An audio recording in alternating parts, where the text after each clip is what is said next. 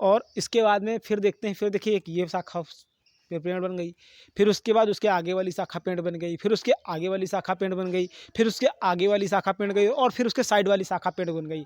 तो एक लंबे समय से मतलब ये शाखाएं जो हैं स्वयं पेड़ दर पेड़ होती जा रही हैं। और ये आज की कोई बात नहीं, ये लगभग बहुत ही प्राचीन कालीन, यानी ऐसा कहा जाता है 7,000, तो उस जो राम सेतु मिला है उसकी नासा ने जो है अपने सर्वे में मतलब वो बताई हुई है, आयु जो है वो अपने शोध के द्वारा उसकी क्लियर की है। तो उसके उसी दौर से अगर हम जोड़ें तब भी लगभग 7-8 हज़ार साल इस स्थान को हो गए होंगे। तो ऐसी महत्ता है इस स्थान की। तो ये चीज़ें हम देख सकते हैं यहाँ पर। और इधर जो है देखो, मैं मेरे पीछे ये राम शरण दास जी की यहाँ पर प्रतिमा लगी हुई है, सामने वो सब मंदिर वगैरह हैं वहाँ पे इधर। हाँ, तो चलिए हम आपको चलते हैं इधर, माता का हमारी लव कुश के जन्म स्थान वगैरह भी हैं, उन तक भी हम आपको ले चलते हैं और उनको भी आपको दिखाते हैं। यहाँ पर ये हवन कुंड बनाया गया है। तो ये देखिए यहाँ पर एक लगा हुआ पत्थर, उस पर लिखा हुआ है जन्म स्थान लव कुश, यानी यही जो है लव कुश के जन्म का स्थान है। और यहीं इसी गर्भगृह में माता सीता ने जो है लव कुश को जन्म दिया था। नमस्कार साथियों, मैं हूं विकास, स्वागत है आप सभी का अपने चैनल पर। और अभी हम आ चुके हैं उत्तर प्रदेश के परियर इलाके में। साथियों, यहां पर मेरे पीछे आपको एक जो है गेट दिखाई दे रहा होगा, तो इस वक्त हम वहीं पे मौजूद हैं। और मैं आपको बता दूं, ये एक ऐसी जगह है जहां पर स्वयं माता जानकी का जो है जुड़ाव रहा है। अगर मैं इस क्षेत्र की महिमा की बात करूँ तो ये एक ऐसी जगह है जहाँ पर माता जानकी ने अपना वनवास का समय काटा है, उस वक्त का वक्त काटा जब वो संकट की स्थिति में थी।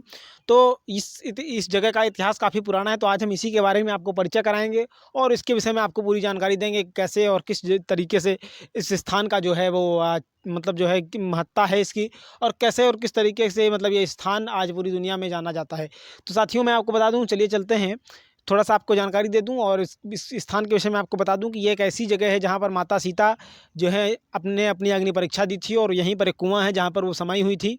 तो चलिए चलते हैं इसके अंदर। ये निर्जन वन एक वीरान जगह है जिसका जुड़ाव सीधा माता सीता था। तो चलिए हम चलते हैं अंदर और यहाँ पर जो है इस पूरे स्थान की जो है हम आपको जानकारी देते हैं। तो आइए चलते हैं।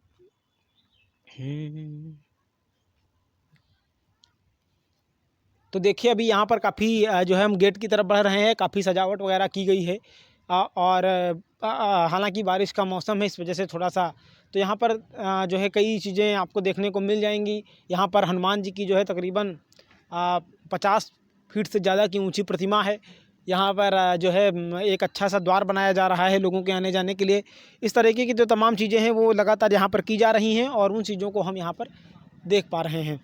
तो यहाँ पर एक ऐसा वटवृक्ष है। सबसे पहले तो देखिए मेरे सामने, मेरे बगल में आपको एक वटवृक्ष दिखाई दे रहा होगा।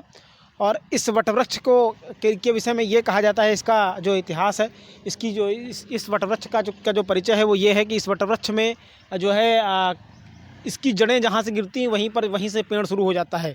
तो ऐसे आप इस जड़ को देख सकते हैं। मैं कैमरामैन से कहूँगा कि इधर थोड़ा घुमाएं। ये देखिए यहाँ पर ये जड़ नीचे आई हुई है और ये यहीं से फिर से एक नया वृक्ष बन जाता है। तो ये हज़ारों वर्ष पुराना यहाँ पर एक ये वटवृक्ष है और इसे अक्षय वट भी कहा जाता है। तो यहाँ पर आपको जो है मैं दिखाता हूँ किस तरीके से यहाँ पर जड़ों से नए नए पेड़ निकले हुए हैं। पूरे क्षेत्र का जो घेराव है वो कहीं ना कहीं वटवृक्षों से हो गया है। और ऐसी मान्यता है कि इसी वटवृक्ष में जो है यहाँ पर उन्होंने लव कुश ने जो है राम जी का घोड़ा बांधा हुआ था। ऐसा कहते हैं कि युद्ध जो हुआ था माता जानकी के पुत्र यानी कि जो लव कुश थे, लव कुश और उनके बीच में जो युद्ध हुआ था वो कहीं ना कहीं इसी जगह पर हुआ था और इसका उससे जुड़ाव है। अब आप देखिए यहाँ पर किस तरीके से ये वटवृक्ष किस तरीके का है और कैसा यह अप्रतिम समय से है, मतलब एक लंबे वक्त से यहाँ पर है। तो आप देख सकते हैं यहाँ पर एक ये देखिए ये डाल आई हुई है, इसके बाद यहाँ से पेड़ निकला, फिर ये डाल, फिर उसके आगे, फिर उसके आगे। तो इस तरीके से पूरा का पूरा एक चैन बन गई है। और इधर मैं आपको और दिखाऊंगा कि किस तरीके से मतलब जो है यहाँ पर हुआ है। ये देखिए मेरे सामने यहाँ पर एक कुआं है। हालांकि इस कुएं में अभी जो कंस्ट्रक्शन का काम है वो होना था, तभी थोड़ा सा वो हो गया। तो यहाँ पे देखिए मेरे सामने आपको कुआं दिखाई दे रहा होगा। ऐसा कहा जाता है यही कुआं था जहाँ पे माता सीता जब अपने वनवास के दिनों में थी, तो वो यहीं पे पानी वगैरह मतलब इसी से लिया जाता था। और ऐसा कहते हैं कि ज़माने की जो बात है वो उसको भी यहीं से मतलब जोड़ा गया है, या यूँ मान लें कि किंवदंतियों के अनुसार ऐसा कहा जाता है कि इसी वटवृक्ष मतलब इसी जो ये कुआं था, इसी में माता सीता ने अपनी अग्नि परीक्षा दी हुई थी। अब मेरे जस्ट पीछे आप देख सकते हैं यहाँ पर लिखा हुआ है अक्षय वट। और मेरे जस्ट पीछे आप देख सकते हैं यहाँ पर अक्षय वट लिखा हुआ है और इसी अक्षय वट में लव कुश ने हनुमान जी को बांधा था एवं अश्वमेघ यज्ञ का घोड़ा जो है इसी में बांधा गया था। यानी जब लगभग आज से 10,000 वर्ष पहले साल पहले जब यहाँ पर लड़ाई हुई थी, लव कुश यानी जो दो बालक थे और भगवान राम की जो सेना थी, चाहे वो उसमें उनके भाई भरत आए हों, चाहे उनके भाई जो है लक्ष्मण आए हुए हों, चाहे उनके भाई मतलब जो है शत्रुघ्न आए हुए हों या स्वयं हनुमान जी आए हुए हों, उन सभी को जो है इसी वटवृक्ष में बांधा गया था और यहीं पे मतलब जो है उनको लव कुश ने अपने बाणों से जो है घायल कर दिया था और उसके बाद में यहीं पर उन्हें कैद में रखा था। तो ये सब चीज़ें मतलब आप देख सकते हैं यहाँ पर, ये इस जगह का ये इतिहास है। और अब आप यहाँ पे हम आपको दिखाऊँ, यहाँ पर देखिए वाल्मीकि जो वाल्मीकि आश्रम के नाम से जगह जानी भी जाती है और यहाँ पर देखिए ये वाल्मीकि जी की एक फ़ोटो भी लगी हुई है। उधर लव कुश जो है वो बैठे हुए हैं, वो पढ़ाई वगैरह का मतलब शिक्षा ले रहे हैं और इधर देखिए आपको जो है वो घोड़ा वगैरह भी दिखाई दे रहा होगा। उधर पीछे माता सीता का जो प्रतिबिंब है वो उनका जो फ़ोटो है वो लगा हुआ है। अब आप एक वो मतलब एक चीज़ देखिए जो स्पेशल है यहाँ पे, वो ये है कि ये देखिए एक पेड़ इससे इसकी शाखाओं से ये निकला है, ये निकल के आया है, ठीक। और इसके बाद में फिर देखते हैं, फिर देखिए एक ये शाखा पेड़ बन गई, फिर उसके बाद उसके आगे वाली शाखा पेड़ बन गई, फिर उसके आगे वाली शाखा पेड़ बन गई, फिर उसके आगे वाली शाखा पेड़ गई और फिर उसके साइड वाली शाखा पेड़ बन गई। तो एक लंबे समय से मतलब ये शाखाएँ जो हैं स्वयं पेड़ दर पेड़ होती जा रही हैं और ये आज की कोई बात नहीं, ये लगभग बहुत ही प्राचीन कालीन, यानी ऐसा कहा जाता है 7,000, तो उस जो जो राम सेतु मिला है उसकी नासा ने जो है अपने सर्वे में मतलब वो बताई हुई है, आयु जो है वो अपने शोध के द्वारा उसकी क्लियर की है। तो उसके उसी दौर से अगर हम जोड़ें तब भी लगभग 7-8 हज़ार साल इस स्थान को हो गए होंगे। तो ऐसी महत्ता है इस स्थान की। तो ये चीज़ें हम देख सकते हैं यहाँ पर। और इधर जो है देखो, मैं मेरे पीछे ये राम शरण दास जी की यहाँ पर प्रतिमा लगी हुई है, सामने वो सब मंदिर वगैरह हैं वहाँ पे इधर। हाँ, तो चलिए हम आपको चलते हैं इधर, माता का हमारी लव कुश के जन्म स्थान वगैरह भी हैं, उन तक भी हम आपको ले चलते हैं और उनको भी आपको दिखाते हैं। यहाँ पर ये हवन कुंड बनाया गया है। तो ये देखिए यहाँ पर एक लगा हुआ पत्थर, उस पर लिखा हुआ है जन्म स्थान लव कुश, यानी यही जो है लव कुश के जन्म का स्थान है और यहीं इसी गर्भगृह में माता सीता ने जो है लव कुश को जन्म दिया था। तो ऐसा उस दौर में रहा होगा जब यहाँ पे ये आश्रम था। सामने जो है मेरे आपको जन्मस्थली लव कुश लिखा हुआ भी है और माता सीता का आपको जो है मूर्ति दिखाई दे रही होगी, उसके बगल में लव कुश की फ़ोटो दिखाई दे रही होंगी और भी कुछ चीज़ें हैं जिन मतलब जो छोटी छोटी प्रतिमाएं हैं वो यहाँ पे रखी हुई हैं। उसके अगल बगल हम देखें यहाँ तो यहाँ पे जो वाल्मीकि थे, मतलब जो गुरु थे लव कुश के, वो यहाँ पर हैं और उधर भगवान राम दरबार की एक फ़ोटो रखी हुई है। तो कुल मिला के कहीं ना कहीं जो भी उनसे जुड़ी हुई चीज़ें हैं उन चीज़ों को यहाँ पर संरक्षित किया गया है। सामने एक बारादरी जैसी ये बनी हुआ है, एक मंदिर बना हुआ है।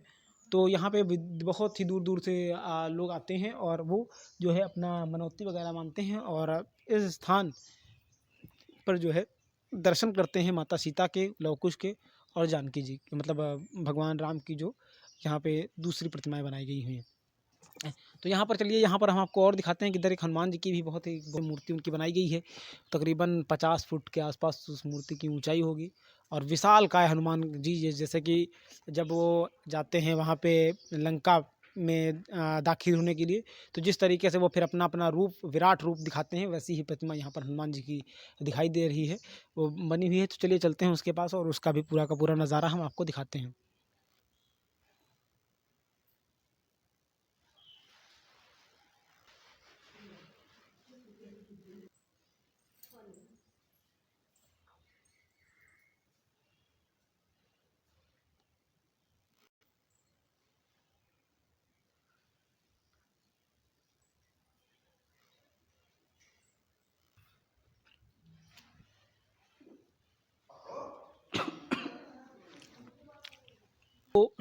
ओके करें, ओके।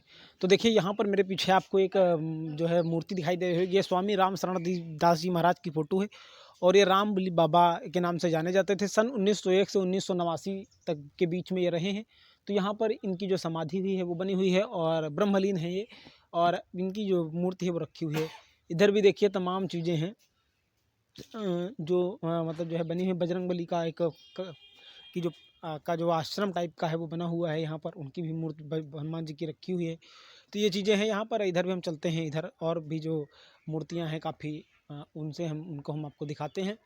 ये काफ़ी अच्छा जो है बना हुआ है बरामदा स्टाइल में। शंकर जी का जो छत है वो बनाई गई है। तो देखिए मेरे सामने आपको भोलेनाथ की मूर्ति दिखाई दे रही होगी और ये भगवान शिव की प्रतिमा यहाँ पर लगी हुई है। इधर ये मतलब तमाम जो लोग आते हैं उनके रुकने बैठने के लिए भी यहाँ पर इंतज़ाम किए गए हैं। काफ़ी अच्छे तरीके से ये बरामदा वगैरह यहाँ पर बनाया गया है ताकि जो लोग आएँ तो उनको मेला वगैरह यहाँ पे होता है तो उस वक्त दिक्कत ना हो और वो आसानी से यहाँ पर ठहर सकें। तो ठहराव के लिए भी ये व्यवस्था अच्छी खासी की गई है। चलिए चलते हैं इधर, हम आपको दिखाते हैं और जहाँ पे हनुमान जी की मूर्ति लगी हुई है और जो राधा यहाँ पर जो राम दरबार का जो फोटो है, मतलब जो राम दरबार का जो मंदिर है एक विशाल का यहाँ पर बना हुआ है, उसका नज़ारा भी हम आपको दिखाते हैं। तो साथियों इस वक्त हम हनुमान जी की प्रतिमा के सामने हैं और मेरे पीछे आपको हनुमान जी की जो विशाल काय मूर्ति है वो आपको दिखाई दे रही होगी और तकरीबन ये मूर्ति जो है 50 फुट के आसपास बनी हुई है। आपको हनुमान जी का गदा, उनका माला और उनका रौद्र रूप जो जिस रूप के लिए वो जाने जाते हैं वो सारा का सारा इस मूर्ति में दिखाई दे रहा होगा। हालांकि ये काफ़ी बाद में मूर्ति बनाई गई हुई है और ये इसमें जो है तमाम लोगों का योगदान मेरा। चलिए थोड़ा सा पास चलते हैं और फिर उसके बाद में हम आपको दिखाते हैं कि कैसा क्या किस तरीके से मूर्ति बनी हुई है और किन किन लोगों का योगदान रहा है इस आश्रम में और इस मूर्ति को बनाने में।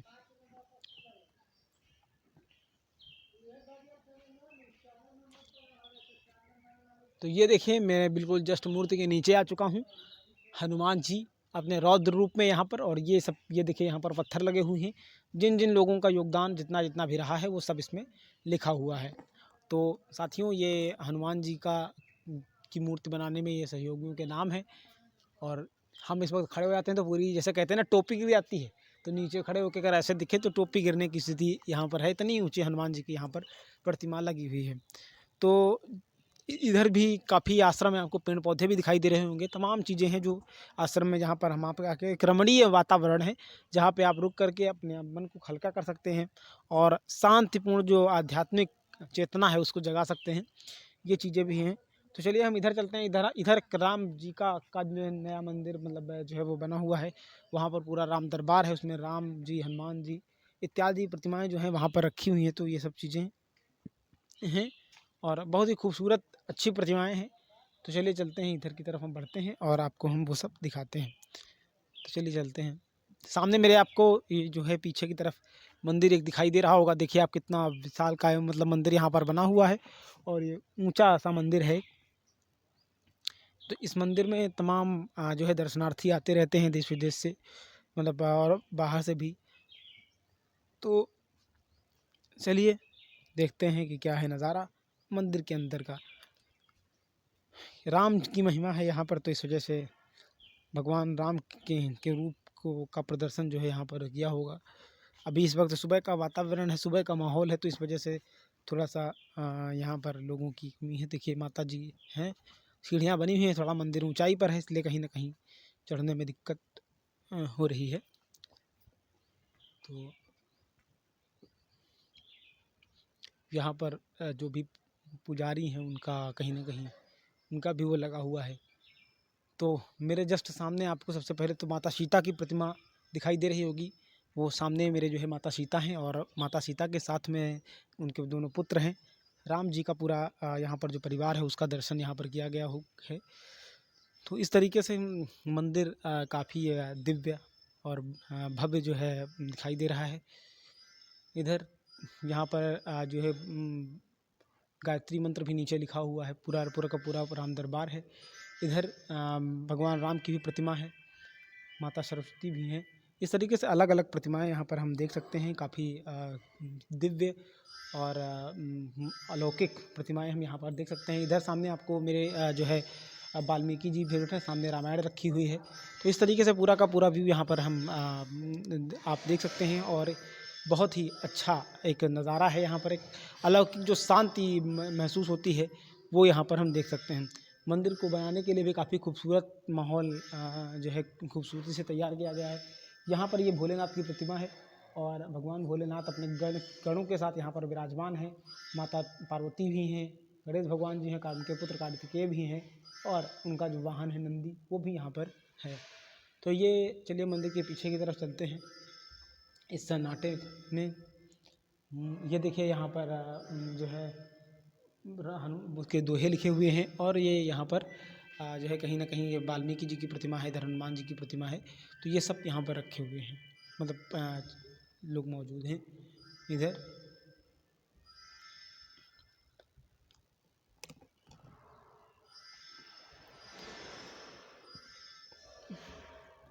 यहाँ पर जो है ये माता जी की माँ की प्रतिमा है। यहाँ पर ये देखिए हमारी ये दुर्गा माता की जी की प्रतिमा है। और यहाँ पे माँ दुर्गा यहाँ पर विराजमान है। इधर ये पूरा राम भगवान का जो पूरा परिवार है, शायद ये देखिए माता सीता हैं, भगवान राम हैं, और लक्ष्मण जी हैं, हनुमान जी हैं, और ये अन्य जो दो शायद हमें लग रहा है भरत और शत्रुघ्न को भी यहाँ पे दर्शाया गया है। और तो साथियों ये पूरा का पूरा मंदिर हमने आपको दिखाया। यहाँ पर हमारे पुजारी जी भी बैठे हुए हैं, हम इनसे भी बात करते हैं और इनका इतिहास मंदिर का थोड़ा सा जानने की कोशिश करते हैं। पंडित जी प्रणाम। तो पंडित जी बताएं कि इस मंदिर का यहाँ पे जो है पूरा जानकी कुंड के नाम से जाना जाता है, तो इसका इतिहास क्या है और थोड़ा सा जानकारी दें। इसका इतिहास त्रेता युग का है।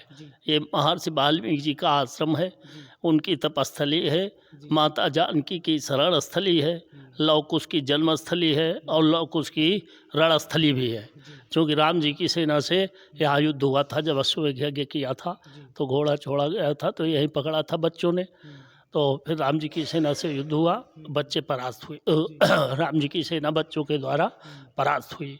अंत में प्रभु श्री राम जी आए, फिर वाल्मीकि जी ने परिचय कराया बच्चों का कि तुम्हारे पिताश्री हैं, इनको प्रणाम करें, क्या इनसे युद्ध करोगे? तो बच्चों ने प्रणाम किया। फिर महर्षि वाल्मीकि जी मर्यादा पुरुषोत्तम राम भगवान को यहाँ आश्रम लाए। माता जानकी से उनका मिलन हुआ।